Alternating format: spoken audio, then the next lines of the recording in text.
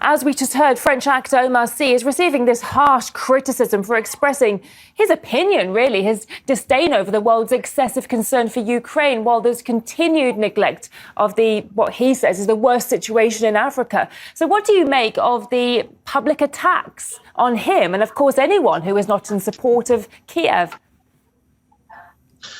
I'm not surprised at all when we witness such comments that will come from the West. Africa has been neglected for far too long. You will see when the Russian operation happened in Ukraine, there were a lot of pray for Ukraine prayers through social media. Nobody really cares about Africa. In DRC, we've been having one of the longest wars. In Central African Republic, we've been having a lot of wars. Mozambique, there was war. In Somalia, there's wars. So there's a lot of things that Africans have been neglected. And when you now start to see even those people in acting positions in football start to speak out. Unfortunately, in the countries, the host countries, wherever they are, in the West, they will get such hostilities like that. So I'm not surprised at all.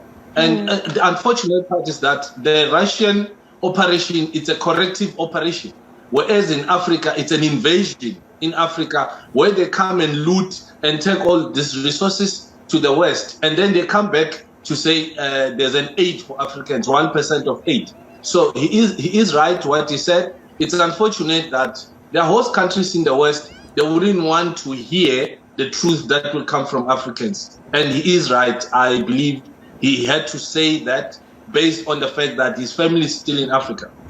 And what do you make of the realities that we find ourselves in right now, that anyone who questions the support for Ukraine could be cancelled or even possibly threatened with persecution?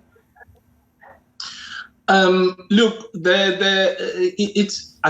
it's not shocking because there's a certain group of people, there's certain the elite that are controlling the banking sector, controlling the entertainment industry, they're controlling the big techs. So once something is said against what they want, that is why in most cases they wanted to monopolize everything. For example, in the country where I'm sitting, they've cut out RT. In many other parts of the world, they've cut out RT because they can't stand to hear the truth.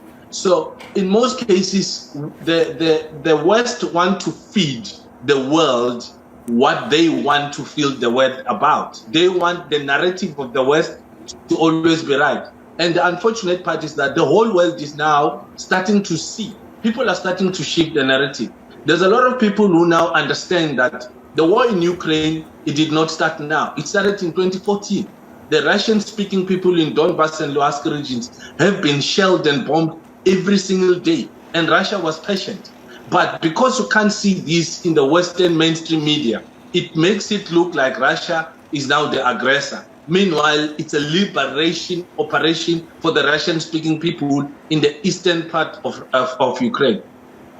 Let's talk about how there has been a rise of anti-French sentiment in Africa recently. Is this perhaps linked to what some people call France's hypocritical attitude towards the African continent, do you think?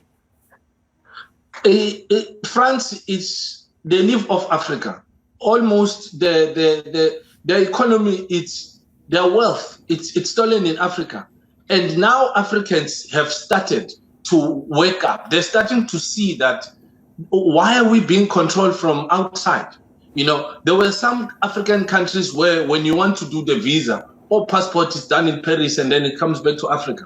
When you want to fly between certain states in West Africa, you have to go to France first before you just go across where you could fly for 3 hours. So France has been trying to capture Africa for the longest time, but without realizing that the evolution, people are now waking up. People are starting to understand that France is not as big as thinks it is. They're starting to understand that they are being forced to speak French. They are being forced to believe that France is now, back in those days it was, not anymore. People have woken up.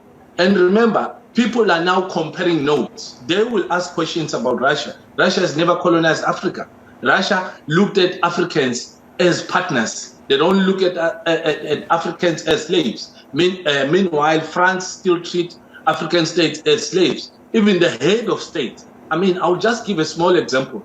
At the Queen's funeral in the UK, look at how African presidents were treated. They were put in the bus, whereas other presidents of Europe, they were put in their respective cars. So all of that went into a space where Africans are starting to organize themselves to push back on the French narrative.